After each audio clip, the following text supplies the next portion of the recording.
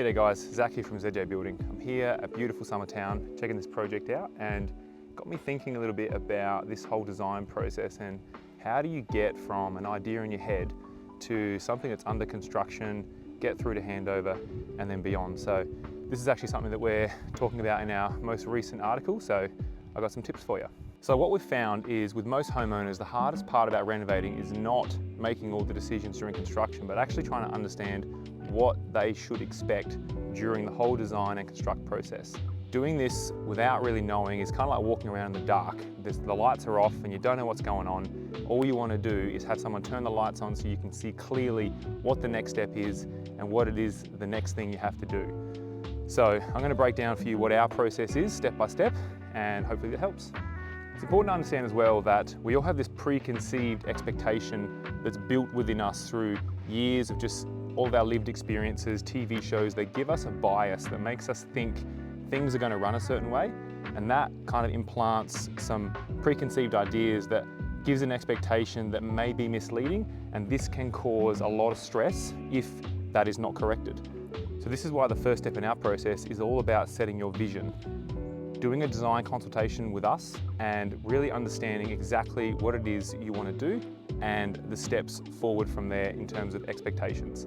It's all about setting expectations in this first meeting, making sure that we're all on the same page in terms of what it is you're looking for, costs, timelines, and all the things that actually matter, and things that can be deal breakers to make the job fall over at a later stage. Once we've done our design consultation and call and set all those expectations, the next step is to move into a preliminary agreement, stage one. We break this down into two stages, and let me explain why.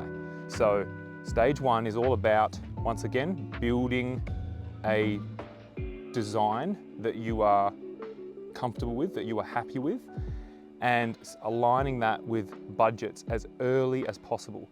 So the first step for us is really getting some lines drawn on the paper, going through that design process, getting some concept plans that you're happy with, collaborating with the design team, getting that just right, and then getting the detail and the documentation to the minimum level we need to be able to conduct a detailed analysis and a preliminary estimate on the cost of your job.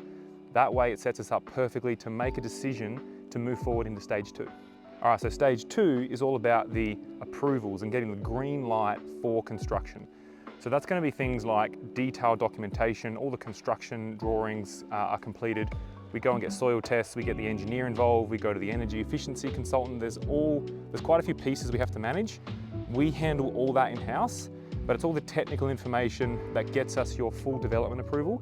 So then we actually are able to start construction. During this stage as well, this is where we will come to site, attend site with trades, and start to break your project down into bite-sized pieces and estimate all that to a high level of accuracy, and work with you through multiple revisions to communicate with you about how much this job is actually going to cost. And we want to do that to a very, very high level and get to a point where we've got a fixed price contract, and then we can also sign a contract and move into construction. Okay, and then we arrive at construction. That's where the boots hit the ground. We start to actually put concrete in the ground and start to build your structure, just like we have this one in the background here. So now construction also has some different phases and different stages that we go through, and I'm going to touch on them. Now, for a major renovation and extension project, the phases can be similar to a new home, but there are some slight differences depending on your project. But we always have a site establishment phase, which can include a lot of demolition.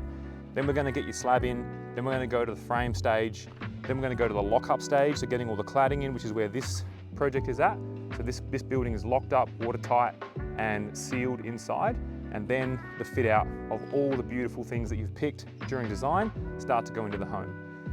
Then that moves into practical completion, where we're pretty much 100% or 99% complete. We walk through, confirm all the final items, and move into handover, where you get your keys back and you can move in. So now we're at handover. Handover is the funnest part of the project. You get to see everything you've done, all the hard work through design, all coming together, and in real life, on site, you get your keys back, you can move in and start to live your best life.